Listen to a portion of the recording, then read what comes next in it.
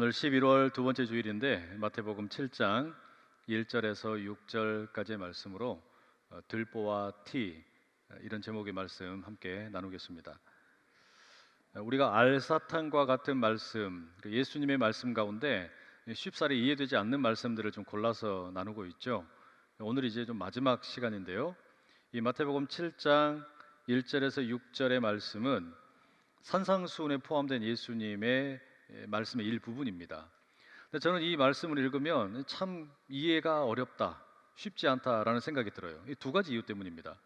첫째는 예수님께서 비판을 하지 말라고 가르치시죠. 그런데 6절에 보시면 어떤 사람들을 가리켜서 이 돼지야, 이 개야 이렇게 말씀을 하시는 거예요. 이게 좀 이상하지 않습니까, 여러분? 분명히 예수님이 지금 이 개나 돼지라는 표현을 쓰고 계시는데 유대인들이 이방인들 욕할 때 쓰는 욕입니다. 그런데 비판하지 말아라, 알겠지? 야, 근데 넌 돼지구나, 너 아주 개구나, 이렇게 얘기하신단 말이에요. 이게 좀 이상하지 않습니까? 비판하지 말라고 하시고서는 그대로 하고 계시는 것 같단 말이죠. 두 번째 이유가 있어요. 여러분, 이 복음이라고 하는 것의 정신 중에 하나가 세상에 대한 비판 의식입니다. 그러니까 죄악이 가득한 세상에 대해서 잘못되었다고 외치고 돌이키라고 회개하라고 선포하는 것이 복음의 정신 중 하나이죠. 그런데 예수님 말씀을 보면 야, 다른 사람이 뭐 어떻다고 저떻다고 비판할 거 없어, 너나 잘해, 네 눈 속에 들보가 얼마나 많은데, 이렇게 얘기한단 말이에요. 그러면 이건 여러분 문자 그대로 받아들이면 어떻게 됩니까? 이 복음이라는 것이 모든 세상 문제를 자기 내면의 문제인 것처럼 만들어 버리는 거예요. 남에 대해서 뭐 왈가왈부하지 말고 세상이 어쩌니 저쩌니 따지지 말고 그저 자기 앞가림이나 잘해라, 이렇게 들린다는 말이죠. 예수님의 이런 말씀은 아무리 읽어봐도 이 구약의 예언자, 특히 아모스가 5장 24절에서 오직 정의를 물같이 공의를 마르지 않는 강같이 흐르게 할지어다, 이렇게 외쳤던 그 말씀과 너무나 다르게 느껴진단 말이죠. 그렇지 않습니까? 비판하지 말라고 말씀하시고서는 일부의 사람을 개다 돼지다 말씀을 하시고, 또 모든 세상의 문제를 그러면 다 내면의 문제인 것처럼 이렇게 말씀을 하시는데, 이게 여러분 어떻게 우리가 쉽사리 이해가 될 수 있겠습니까? 이런 문제의식을 가지고 제가 이 본문을 어떻게 이해하면 좋을까 이런저런 글들을 좀 읽었어요. 그러다 보니까 유진 보어링이라는 학자의 해석이 꽤 타당하다라는 생각이 들었습니다. 이분의 이야기 가운데 어떤 내용이 나오냐면, 예수님처럼 일체의 비판을 하지 말라 이런 가르침이 그 유대인들의 전통에는 전혀 언급이 되지 않는답니다. 그러니까 예수님께서 하시는 이 말씀 자체가 아주 독특한 거예요. 이 말씀 우리가 그럼 어디에서부터 살펴보면 좋을까? 이 번역의 문제부터 좀 말씀을 드리고 싶어요. 개역 개정 성경, 그다음에 새번역, 그리고 공동 번역 개정판을 그 1절의 말씀을 좀 비교해서 한번 들어보십시오. 1절입니다. 비판을 받지 아니하려거든 비판하지 말라. 새번역 성경입니다. 너희가 심판을 받지 않으려거든 남을 심판하지 말아라. 공동 번역 개정판입니다. 남을 판단하지 마라. 그러면 너희도 판단받지 않을 것이다. 자, 이게 보면 여러분 동일한 헬라어인데, 그러니까 크리노라는 단어인데 이것을 비판, 판단 또는 심판 이렇게 번역을 해 놓았어요. 그러니까 이 헬라어가 이 모든 뜻을 다 가지고 있는 겁니다. 그렇게 다 번역이 가능해요. 그렇다면 어떤 번역이 가장 타당할까? 어떻게 이해하는 게 좋을까? 여기서 여러분 우리가 이 말씀을 바르게 이해하기 위해서 예수님이 어떤 맥락에서 이 말씀을 하셨는지 좀 살펴볼 필요가 있어요. 마태복음의 앞부분으로 한번 돌아가 보시죠. 예수님께서 요단강에서 세례 요한으로부터 세례를 받으셨습니다. 그리고서 갈릴리 마을에 가셔서 본격적인 사역을 시작을 하시게 됩니다. 이제 설교를 하십니다. 그 말씀이 뭡니까? 마태복음 4장 17절에 보면은 회개하라, 천국이 가까이 왔느니라, 이렇게 말씀을 하세요. 천국이 가까이 오고 있다라고 말씀을 하실 뿐만 아니라 그 모여 있는 사람들 가운데 병자들, 그들을 예수님께서 막 고쳐주십니다. 치유의 역사를 베푸시는 거예요. 그랬더니 예수님의 주변에 수많은 사람들이 막 몰려듭니다. 엄청나게 많은 인파가 모였어요. 그 사람들을 보시고 예수님께서 산에 올라가십니다. 그 산에서 말씀을 가르치십니다. 그게 마태복음 5장, 6장, 7장에 나오는 소위 산상수훈입니다. 여러분, 예수님께서 지금 이 말씀을 하시는 산상수훈이라는 게 뭐냐? 우리가 일상에서 만나게 되는 무슨 평범한 도덕이나 윤리에 대한 이야기가 아니에요. 가장 먼저 외치셨던 말씀, 회개하라, 천국이 가까이 다가오니라. 하나님의 나라가 가까이 온다는 겁니다. 하나님의 통치가 시작이 되었다는 겁니다. 그렇다면 우리가 어떻게 살아야 할까? 천국이 가까이 다가오고 있는데 그러면 우리는 어떻게 살아야 될까? 여기에 대한 말씀을 하고 계시는 게 이 산상수훈입니다. 그게 오늘 배경이에요. 이런 맥락에서 여러분 1절 말씀을 저는 이렇게 번역을 해서 읽고 싶습니다. 하나님의 심판을 받지 아니하려거든 형제를 비판하지 말라. 그러니까 무조건적으로 비판하지 말아라. 비판받기 싫거든 비판하지 말아라. 이런 말씀이 아니에요. 하나님의 심판을 받고 싶지 않거든 형제를 비판하지 말아라.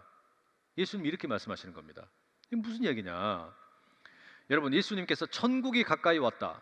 그 첫 번째 설교의 주제가 천국이에요. 하나님 나라예요. 그런데 천국이 가까이 온다라는 게 여러분 그게 무슨 의미겠습니까? 하나님의 나라가 가까이 온다라는 게 이게 무슨 뜻입니까? 달리 말하면 모든 사람들이 하나님의 심판대 앞에 서게 된다는 의미예요. 그러니까 천국이 가까이 왔다라는 이야기는 하나님께서 심판하실 날이 멀지 않았다는 이야기입니다. 그런 차원에서 우리 주님이 말씀하시는 겁니다. 하나님으로부터 심판받고 싶지 않거든 너의 형제와 자매를 비판하지 말아라. 이렇게 얘기하시는 거예요. 근데 이걸 우리가 조금 더 이해를 하려면 2절을 읽어야 됩니다. 왜 우리가 형제나 자매를 비판하면 안 되는가? 판단하면 안 되는가? 또는 재판을 하면 안 되는가? 왜 비판하지 말아야 됩니까? 예수님 하신 말씀이 이거예요. 우리가 우리의 형제나 자매를 비판할 수도 있고 판단할 수도 있는데 그 비판과 판단이 하나님께서 나를 판단하고 심판하고 비판하는 기준이 된다는 겁니다. 무슨 말인지 되세요? 그러니까 우리에게 하나님께서 심판하실 날이 있는데 그 심판의 기준이 뭐냐? 어떤 기준을 가지고 심판을 하시냐? 내가 다른 사람들을 어떻게 비판하고 판단했는가? 이게 나에 대한 하나님의 심판의 기준이라는 거예요. 그러니 여러분, 내가 다른 사람을 아주 막 그냥 엄청나게 까고 비판하고 심판을 했다. 그럼 어떻게 된다는 겁니까? 하나님도 동일한 기준으로 나를 심판하신다는 이야기예요. 내가 다른 사람을 너그러운 마음으로 대했다. 그러면 하나님도 나를 너그럽게 대하시겠다는 이야기예요. 여러분, 이런 맥락에서 이 마태복음 6장에 나오는 주기도문을 봐보세요.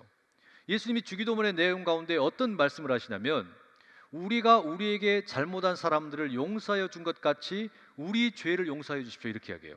이게 언뜻 보면 이해가 안 돼요. 그죠?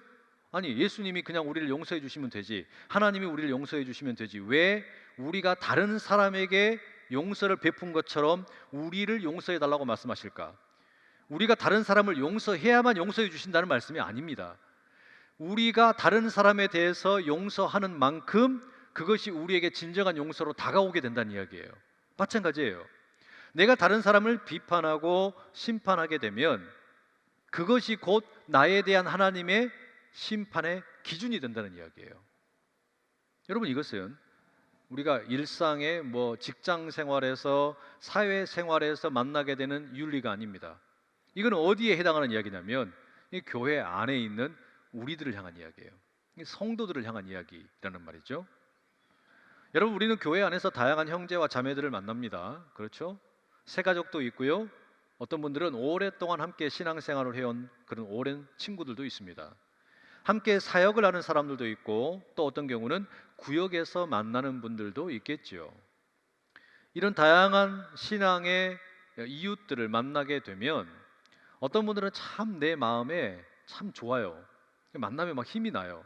함께하면 너무나 대화도 잘 되고 행복해요. 사역을 하면 모든 게 그냥 너무 즐겁습니다. 그런데 그렇지 못한 경우도 있습니다. 이 부딪히는 성도들이 있다는 이야기예요. 함께 사역을 하는 게 그냥 너무 힘들어요.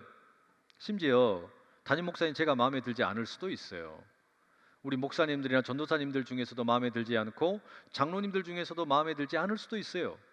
권사나 또는 뭐 안수 집사나 서리 집사나 성도 다른 한 분 한 분 다 예외가 없습니다. 뿐만 아니라 이 교회에서 진행되는 사역이 영 내 마음에 들지 않을 수도 있습니다. 자, 어떻게 할까요? 본문은 우리에게 비판하지 말라고 이야기하지 않습니다. 판단하지 말라고 이야기하지 않아요. 여러분, 비판은 여러분의 자유입니다. 판단도 여러분의 자유예요. 심판을 하는 것도 여러분의 자유입니다. 그것은 누구도 빼앗을 수 없는 우리 각자에게 주어진 고유한 권한이자 자유예요. 근데 문제는 뭐냐? 예수님의 말씀을 보십시오. 아주 단순하지만 우리에게 깊은 울림이 있습니다. 내가 남을 비판하고 판단하는 것이 곧 하나님의 나에 대한 판단의 기준이 된다. 내가 다른 사람을 어떻게 비판하는가, 그것이 하나님께서 나를 심판하실 때 기준이 된다라는 말씀이에요. 하나님의 나라가 가까이 다가옵니다. 우리 모두가 하나님의 심판대 앞에 서게 되는 겁니다. 그때 하나님이 무슨 기준으로 심판을 하시느냐? 내가 다른 사람을 어떻게 비판하고 판단하고 심판했는가? 이게 고스란히 우리에게, 우리 각자에게 적용된다라는 말씀입니다. 바로 이것을 예수님께서는 여러 감각 기관 가운데 시각을 비유로 말씀을 하십니다. 3절 말씀인데요. 어찌하여 형제의 눈 속에 있는 티는 보고 내 눈 속에 있는 들보는 깨닫지 못하느냐. 이 말씀 보면 참 예수님의 말씀이 참 기가 막힙니다. 왜냐? 다른 사람의 눈 속에 있는 티는 보는 문제입니다. 시각의 문제란 말이에요. 그런데 내 눈에 있는 들보, 엄청나게 커다란 널판지가 있어요. 그런데 이것은 시각의 문제가 아닙니다. 이 보는 것의 문제가 아닙니다. 깨달음의 문제라는 거예요. 마음의 깨달음의 문제라는 것이죠. 이게 뭘 얘기하는 걸까요? 우리 눈이 그렇게 생겨 먹었다는 거예요. 우리 눈이 이게 편파적입니다. 흔히 하는 이야기로 내로남불이에요. 남들이 하는 것은 잘못만 보이고 내가 하는 건 다 괜찮아 보인다는 이야기예요. 남들에 대해서는 그래서 비판이 많아지고 판단이 쉬워지는데 나에 대해서는 너그러워진다라는 이야기입니다. 이게 여러분, 그렇기 때문에 내 눈에 들보라고 하는 것은 내 눈으로는 보이지가 않습니다. 시각의 문제도 아니고 눈의 문제도 아닙니다. 깨달음의 문제예요. 마음의 깨달음의 문제. 이걸 깨닫지 못하면 무슨 일이 생길까요? 이 마음의 깨달음이 없게 되면 어떤 일이 생기냐? 4절에 보시면 예수님 말씀하세요. 좀 봐라. 좀 대충 보지 말고 잘 좀 봐라, 이렇게 말씀하십니다. 어떻게 자기 눈에 있는 들보는 깨닫지 못하고 남의 눈에 있는 티끌만 그렇게 콕콕 집어가지고 비판하느냐? 이게 올바른 비판일 수가 없다는 이야기죠. 5절에 주님이 이런 사람을 가리켜 뭐라고 말씀하십니까? 외식하는 자라고 말씀을 하세요. 그러면 어떻게 해야 되냐? 어떻게 해야 이게 올바른 순서가 되느냐? 그게 5절 말씀에 적혀 있습니다.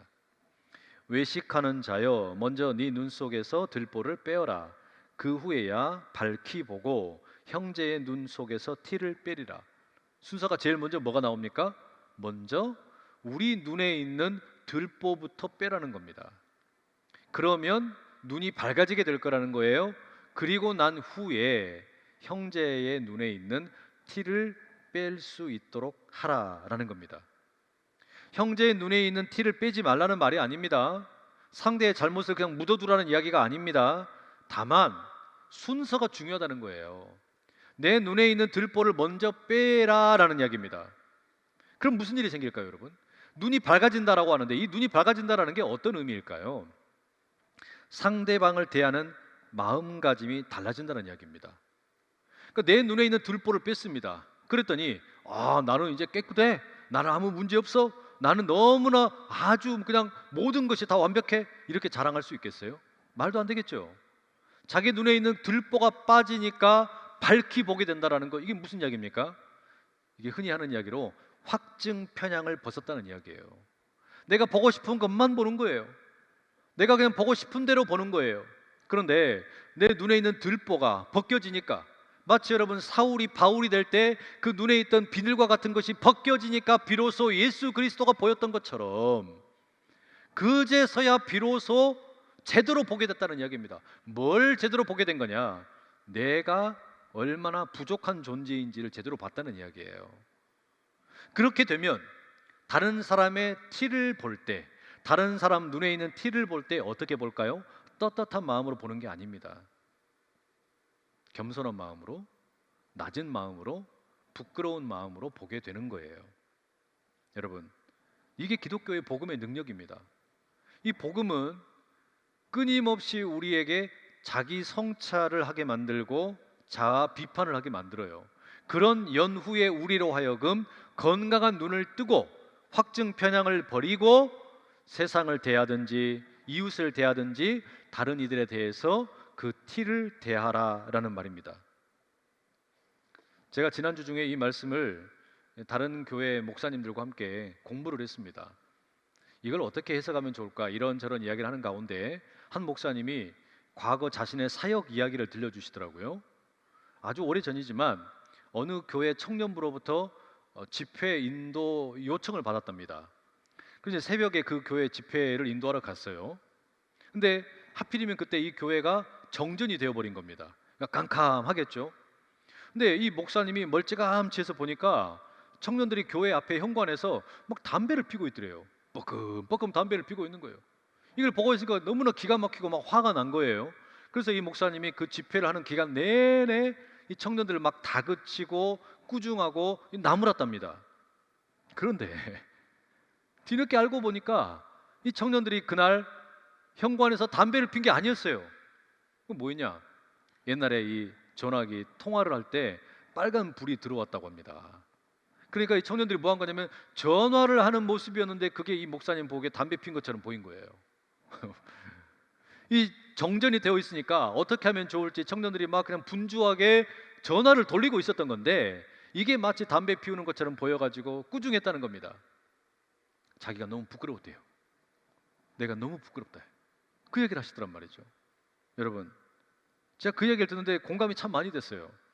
맞아, 나도 그럴 때 있었는데 내가 오해를 해가지고 상대방에 대해서 너무나 비판하는 때가 있었는데 그런 생각이 드는 거예요. 우리가 이럴 때가 얼마나 많습니까?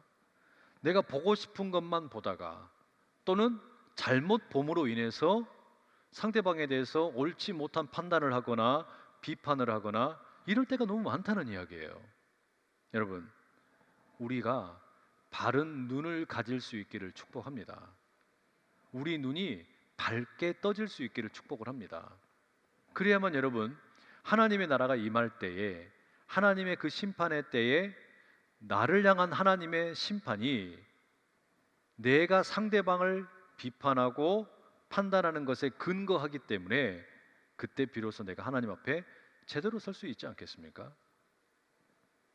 오늘 이 본문 읽고 설교를 준비하다가 제가 재미있는 신문 기사를 하나 읽었습니다.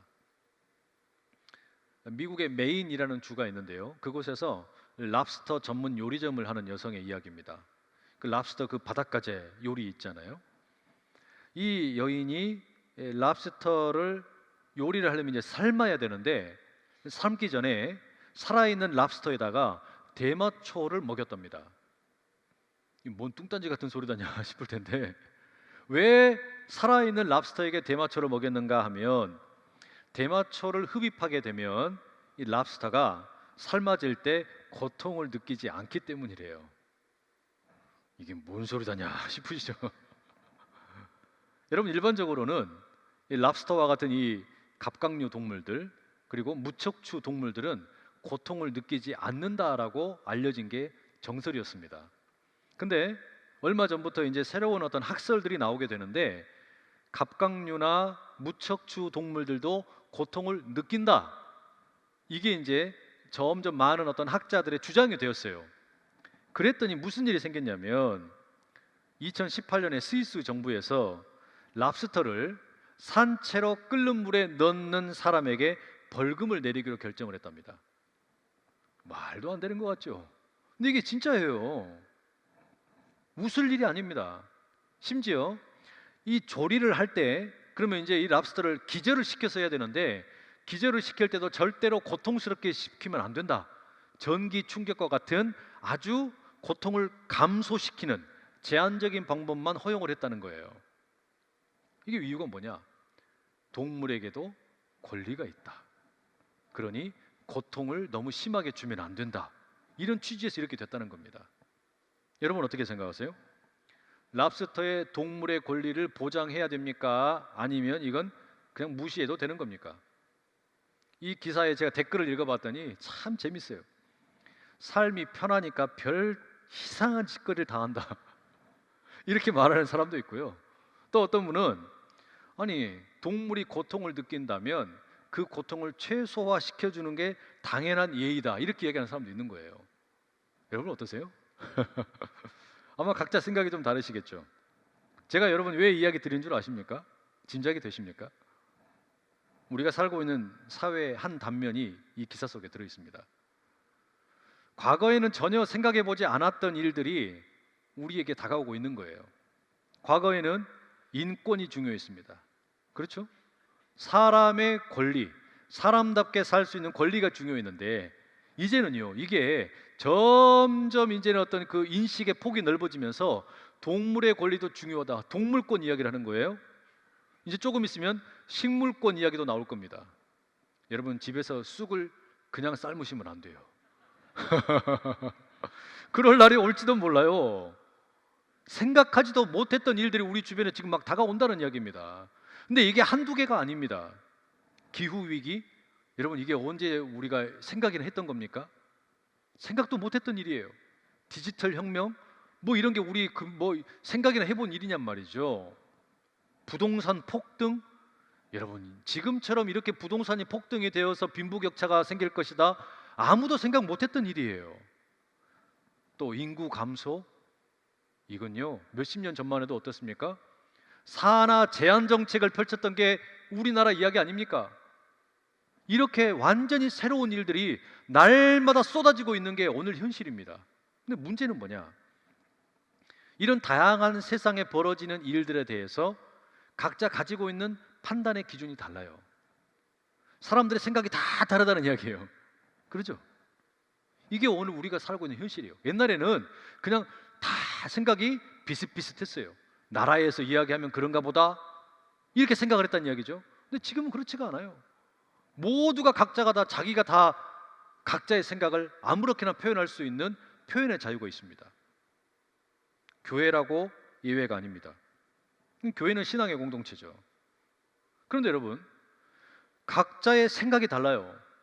여러분 가운데 한 100명만 뽑아놓고서 여러분이 생각하는 교회는 어떤 곳입니까? 이야기를 들어보면 100명이면 100명이 다 생각이 달라요. 교회에 대한 생각이 다 다르다는 이야기예요. 내가 생각하는 교회는 이래야 돼. 이게 100명이면 다 100명이 다 생각이 다르다는 이야기예요. 세대 간의 인식의 격차가 가장 큰 곳 중에 하나가 이 교회입니다. 연세가 많으신 분들부터 영유아 유치 어린이들까지 이 교회에 대한, 신앙에 대한 그 생각이 다 다르다는 이야기입니다. 혹시 관심 있는 분들, 특별히 우리 다음 세대 교역자들이나 다음 세대의 우리 교사들, 그리고 우리 부모님들, 자녀가 교회를 왜 가려고 하지 않을까? 왜 자녀가 자꾸 교회를 떠나려고 할까? 이게 궁금하신 분들, 유튜브에서 안녕히 계세요 하나님이라고 검색을 한번 해보십시오. 그러면 영상이 하나 나옵니다. CGN TV에서 만든 다큐멘터리인데 이게 어떤 내용이냐면 교회를 떠난 아이들에 대한 인터뷰를 모아놓은 다큐멘터리예요. 얘들이 도대체 교회를 왜 떠나는 걸까? 아이들의 목소리를 듣고 싶어서 이 영상을 만들었답니다. 아이들은 교회에서 함께 손을 잡고 기도하고 찬양하고 예배드리는 게 너무 좋았대요. 그렇게 하나님을 예배하는 그 분위기, 나를 누군가가 그렇게 사랑해 주는 거, 나를 위해서 기도해 주는 거, 그게 너무 좋더라는 거예요. 그런데 왜 교회를 떠났냐? 여러 가지 이야기가 있지만 공통된 이야기는 뭐냐면 결국 사람 때문입니다. 사람 때문이에요. 관계 때문에 떠난다는 이야기예요. 관계가 힘들어서 떠난다는 이야기입니다. 그러면서 한 아이가 남기는 그 말이 제 가슴을 막 후벼 팝니다. 함께 있는데도 외로운 곳이라면 더 이상 거기 있고 싶지 않았어요. 함께 있는데도 외로운 곳이라면 더 이상 함께 있고 싶지가 않아요. 이 말이 너무나 가슴을 아프게 하더라고요. 눈물이 나더라고요. 여러분, 우리가 뭘 할 수 있을까요? 이 아이들에게 문화상품권을 많이 주면 됩니까? 얘들이 좋아하는 간식 많이 주면 됩니까? 얘들이 좋아할 만한 거 호기심을 많이 자극을 하면 됩니까? 아니에요. 그건 본질이 아니에요. 그럼 본질이 뭡니까 그럼? 우리 아이들이 예배의 자리에 나와서 행복하게 예배 드릴 수 있는 그런 분위기를 만들어주면 돼요. 예배를 행복하게 드릴 수 있는 분위기라는 게 뭡니까? 다른 거 없어요. 가정에서 부모님이, 교회에서 목사님, 전도사님, 그리고 우리 어른들이, 교사들이 얘들을 많이 사랑해 주면 됩니다. 그게 제일 중요한 거 아닙니까? 근데 이 교회를 떠난다고 하는 이 아이들의 이야기는 사실은 아이들만의 이야기가 아니라 어른들의 이야기이기도 합니다. 어른들도 교회 왜 떠날까? 사람 때문에 떠나는 거예요. 관계 때문에 떠나는 거예요. 그 관계가 힘들어서. 부모가 가정에서 서로 싸우면, 서로 사랑하지 않으면, 엄마와 아빠가 다투는 모습을 보게 되면 우리 아이들은 자연스럽게 가정에서 불안함을 느낍니다. 그렇죠? 마찬가지예요. 우리 아이들이 교회에 왔는데 교회에서 어른들이 서로 사랑하는 것이 아니라 싸우고 서로 비판하고 판단하고 정죄하면 아이들은 이 교회에서 안정감을 느끼는 게 아니라 불안감을 느끼게 됩니다. 이건 너무나 당연한 거잖아요. 너무나 당연한 겁니다. 그러니 여러분, 우리가 해야 될 일이 뭐냐? 다른 거 없어요. 서로 사랑하면 되는 거예요. 그게 제일 우선입니다. 제가 우리 성도님들과 함께 식당을 종종 갑니다. 그런데 때로 이 막 얼굴이 막 그냥 화끈화끈 막 달아오를 때가 있어요. 부끄러울 때가 있어요. 우리 교회 성도님들 말고 저기 다른 교회 성도님들, 그분들하고 밥 먹을 때 어떤 경우인지 아세요, 여러분? 저를 대접하는 성도님이 식당에서 일하는 직원을 하대할 때입니다. 언니, 이모, 내가 오늘 이렇게 아주 존귀하신 목사님을 모시고 왔는데 왜 이렇게 음식이 늦게 나와? 오늘 서비스가 이게 뭐야? 이러면은 이미 게임이 끝났어요. 그 자리에 앉아있으면 얼굴이 그냥 뜨거워서 있을 수가 없어요. 화끈거립니다. 말은 못하고 그냥 가만히 웃고 있는데 웃는 게 아니에요. 속에서 불이 나요. 한 영혼을 잃어버리는구나. 한 영혼을 하나님으로부터 멀게 만드는구나. 우리 교회에 대한 부정적인 이미지를 심어주는 게 문제가 아니에요. 한 사람이 하나님에 대해서, 아빠, 아버지에 대해서 부정적인 선입견이 만들어져 버리는 겁니다. 그 식당에서 일하는 직원은 이제 교회에 나갈 일이 없다는 이야기예요.